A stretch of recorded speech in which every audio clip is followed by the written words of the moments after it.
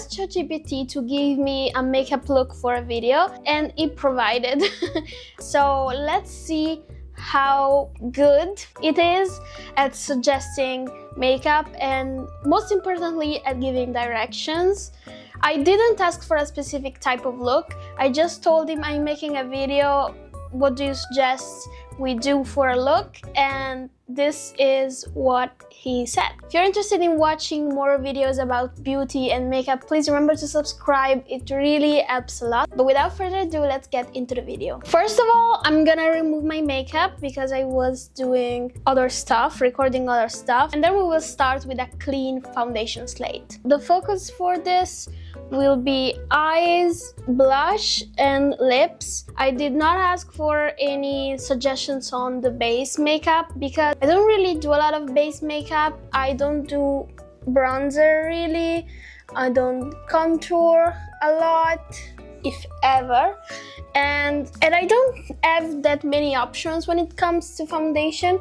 I feel like that's the thing, that when I find one that really works for me, I tend not to use anything else or to buy anything else. Just doing 3 elements, but I think that these are the defining elements of any look. And we're done. Let's see what ChatGPT says we should do for the eyes. Sure, let's create a fun eyeshadow look for you. So right off the bat, it wants it to be fun, which I'm scared of. How about we go for a vibrant and playful summer look? So apparently it is season coded, like it went for a summer look because we are in summer. That's interesting to see.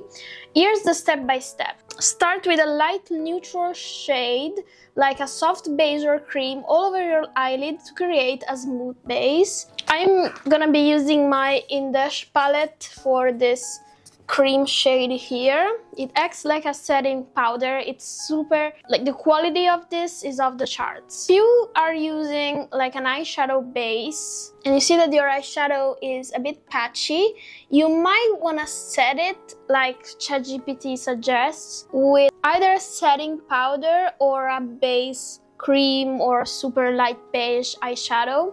Although if you are using an eyeshadow base because you want your colors to be more vibrant, then it would defy what you're trying to do a bit, so be careful of that. This shade is a bit peachy for me, even though it looks cream in the pan, but I would say that our base is set. Let's see what it says next. Transition shade. Use a warm medium tone brown in the crease of your eyelid. Blend it well to avoid harsh lines. So we're going for warm. I will use this palette here from Colourpop. I know it's a bit glary. This is the Precious Metals palette. It's super, like, it has everything. It has cool tones and it has warm tones, and that's why I pulled it out, thinking that this will probably have everything we need. So it says it wants a mid-tone brown. Yes, mid-tone brown, warm. So I'm gonna go for this Your Solid shade here. It wants me to use it as a transition shade, avoiding harsh lines. What it did is associating summer with warm tones, which, I mean, it's not completely wrong, but it says warm and vibrant. So let's see how warm and vibrant it is, because so far this is just a standard brown eyeshadow look, but it might surprise us with a shimmer. I don't know. So normally at this point I would already start building up the lower lash line using the same shades, but ChatGPT didn't say anything about that, so I'm just gonna do what it says. And I'm really making sure this is very well blended because, well, normally warm tones don't really work on my skin. Like, I can make them work, they just require more effort on my end because my skin is naturally neutral, cool leaning. So this is what we have so far.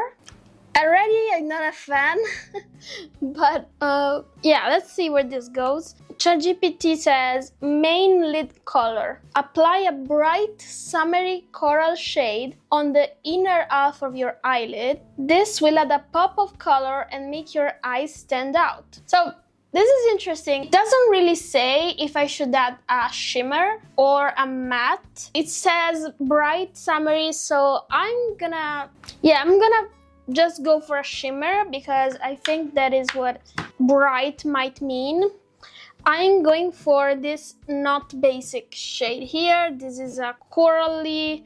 It is also a bit of a duochrome, like it has some gold in it. And I'm gonna put this as my main lid shade. This shade is so pretty. Overall, this palette is very, very pretty. This is more like a glittery texture. Is this better? Do you see better now? I think you do. If I didn't absolutely despise orangey tone to me, I will use this more. We have some fallout, but I'm not gonna care. Moving on, ChatGPT says outer corner and crease. Add a deeper shade like a burnt orange or terracotta to the outer corner of your eye and blend it into the crease. This will create depth and dimension, which is true. So it wants a terracotta shade. I will use this lucky one, which is like a terracotta, deep reddish brown. And it says to start in the outer corner. Oh, I didn't pick any at all. Start in the outer corner and blend this into the crease, like this. I think this is a bit more brown than I intended, but I don't see any other terracotta leading shades. I'm picking up again that mid-tone brown to help me blend and soften the edges. And another trick, if you use your setting powder or your cream eyeshadow, you can easily blend any shade into your skin tone. So I'm using this in Dash. And again, this palette, I think it was made to be like this blurring and absolutely high quality. I think this is my most used shade in the palette. And I'm gonna do the same thing on the other eye. By the way, do you have like a good eye and a bad eye? Because I have one eye that is more droopy, like here. So anything I do looks better on this eye. But the conundrum is that this side is my best side, I think. So we still haven't done the lower lash line. I hope that it did take it into account. I don't like looks without lower lash line on me. I think they feel like I'm lacking something and there's just too much space here. Moving on, lower lash line, here we go. Use the same burnt orange or terracotta shade on your lower lash line to tie the look together. Interesting, it doesn't tell me to use also the other shades I used on my lid. I normally wouldn't use only the deepest shade, but all the shades. But yeah, this will turn out to be a bit harsh because we're going in directly with the deeper shade. And this will also make things harder to blend because there is no transition shade. You also need a transition shade on your lower lash line, but I'm gonna make this work. This is making me basically look like a vampire because there's this deep shade on near my eye bags. I think it looks a bit sickly. Inner corner highlight. Apply a shimmery champagne or gold shade to the inner corners of your eyes to brighten them up. I hate gold highlights. So I'm gonna use the champagne. The shade is Priceless. Oops, Priceless here. And I'm gonna go in the inner corners. Oh, that's bright. I will have to soften that. Maybe this is a bit more pink than we wanted, because I feel like it's not super warm as the eyelids and it is clashing a bit. So I'm gonna add a bit of a golden sheen. Eyeliner. Use a brown or dark orange eyeliner to line your upper lash line. You can wing it out slightly for a more dramatic effect. Dark orange eyeliner sounds weird. I don't have any, and I don't think the dark orange would really show up here unless you have one of those really super pigmented eyeliners. So what I'm gonna do is go for a brown one because I think it will fit the look nicely. I don't have a liquid one, but I do have a pencil eyeliner. This is the Nabla Cupid's Arrow in the shade 2, brown. With an angled brush, I will wipe this on the pencil and just build my eyeliner. ChatGPT says I can elongate it, and I will do just that. So if you're using a pencil and not going in directly with the pencil, it might take some time to build up your eyeliner. So I'm really just going in layer by layer. My eyeliner is done. Normally I would also put my eyeliner on the lower lash line, but I don't have that direction, so I'm gonna leave it. I'm gonna also do this here because at the end of our conversation I asked ChatGPT if we forgot anything, and between some contouring suggestions, which again I don't do contouring, it said that it is optional, but I could line your upper waterline to make your lashes appear fuller. And I will do that with the same pencil I did my eyeliner with. I'm gonna go into my tight line. So you need to be careful with this because yes, it will make your eyelashes appear fuller, but it will also make your eyes appear smaller. So if you already have small eyes, you might want to do the opposite, which is use a cream shade or a beige shade. I'm also gonna use it to tight line in the outer corner of my lower lash line, just in the outer corner because I don't want to close my eye too much. Mascara. Finish off with a couple of coats of your favorite mascara to lengthen and volumize your lashes. It doesn't really say if I should use any particular color, so I will just use my usual black mascara. This is from Finding Ferdinand. It's the Lash Lift mascara. It is the type of mascara that comes off with water, but it is very, very liquidy and it takes a bit to set. So sometimes, well, most of the times, it creates a mess on my cheeks. So I don't really recommend this mascara. I'm sure there are other tubing mascaras that probably don't do this, but I still use it for the convenience of not having to scrub at my eyes trying to take off my mascara.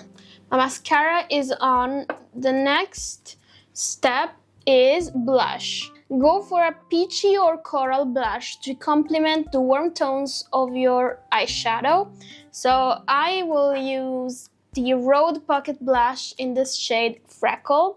This is a peachy. If you see my mascara making a mess, I warned you. The interesting thing about this product from Rhode is that all the shades appear to be muted. I am removing my mascara with like this. All the shades appear to be muted, which makes the shades really, really interesting. And I'm swiping my brush directly on this. This is very pigmented, so I'm actually gonna go on the back of my hand to control the amount. And this is our peachy blush. In the meantime, my mascara keeps doing whatever it wants.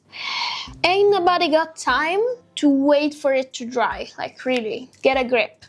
I wouldn't have expected this Freckle blush to work on me, but overall it is very warm toned, but I do like it, especially when I'm doing warm toned looks, because I'm not always doing neutral or cool tones. I think this is a good blush. It also does last on me, but I've seen some people saying that it doesn't on them, so this might depend on your skin type.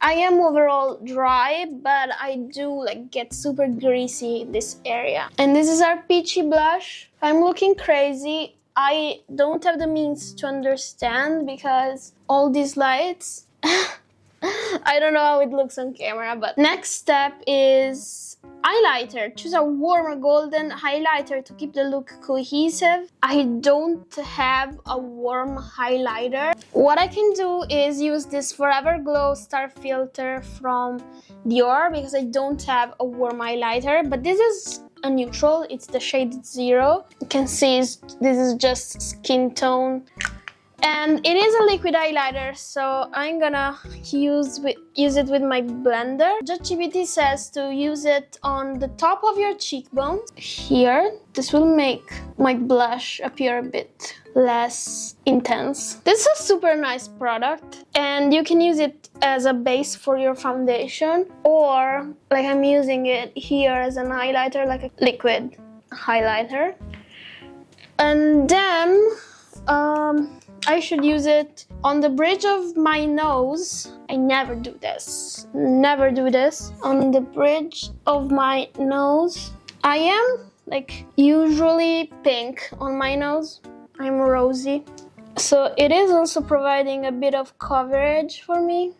I don't think it did anything noticeable, honestly, because this is like a super muted, everyday type of highlighter. Cupid's bow above your upper lip, that's definitely something I don't like, because I have a small upper lip, and I don't see why I should emphasize that. Also, to me, like on me, it looks like I'm sweating there. Then it says inner corner of your eyes to enhance the eyeshadow highlight. I think you can do this only if you're using powder highlighter, so I'm not gonna apply a liquid highlighter on top of a powder, it would be a mess. And then the brow bone just below your eyebrows that I can do right here, being very, very careful that it doesn't pick up on the powder. The next step should be lips. Yes, it says opt for a warm nude or soft peachy pink to complement the overall warm tones of your makeup. What I will do is actually use the blush, because this can be used on the lips as well. So we'll also have cohesion between the blush and the lips. Lip liner, use a lip liner in a similar shade to outline your lips and prevent feathering. This will also help define your lips and make them look fuller. So I don't have a peach warm lip liner because it wouldn't make sense to have it for me. But I will use this Patick lip liner in the shade She's Humble. This is a pink, but it is like a warm pink. So you can see it next to the blush swatches. So I think this will go well together. I don't really understand this lip liner. I mean, this is like a clickable type of pen, and then you cannot like push it back down, it just stays as it is. So you need to be careful how much you push out. And I go over my Cupid's bow to make my upper lip look fuller. Yeah, I also don't really like the shape because it is slanted. Yeah, I don't understand this liner. And now I'm using my blush. I will just use my finger, just tap and then tap on my lips. This blush, if you're interested, this acts like a slippery cream lipstick. It's not the first time I use the pocket blush as a lipstick. And these are the lips.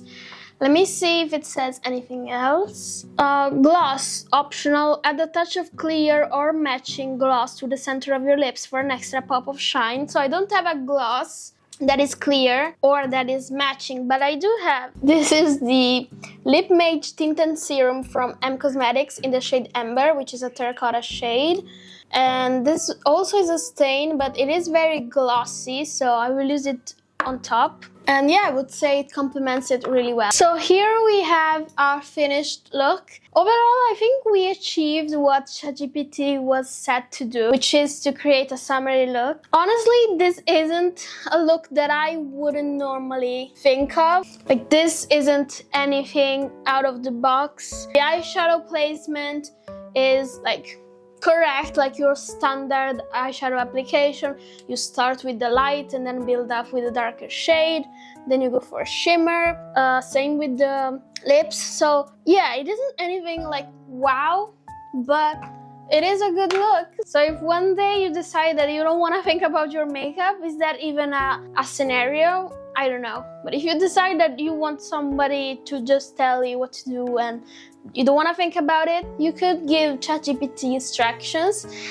And yeah, let me know in the comments what you think about this look. The only critique, sorry, I have a shadow on my cheek. The only critique that I would give it is that it didn't tell me to put like a transition shade here on the lower lash line. You cannot really see it now in the finished look because I also have mascara, but I do think that it's better to build up to the darkest shade instead of just going in with it. And I absolutely despise this lip liner color. I don't know why it's standing out to me so much, but I don't know, it's too bright. I think it's too bright. I don't know, I just don't like it.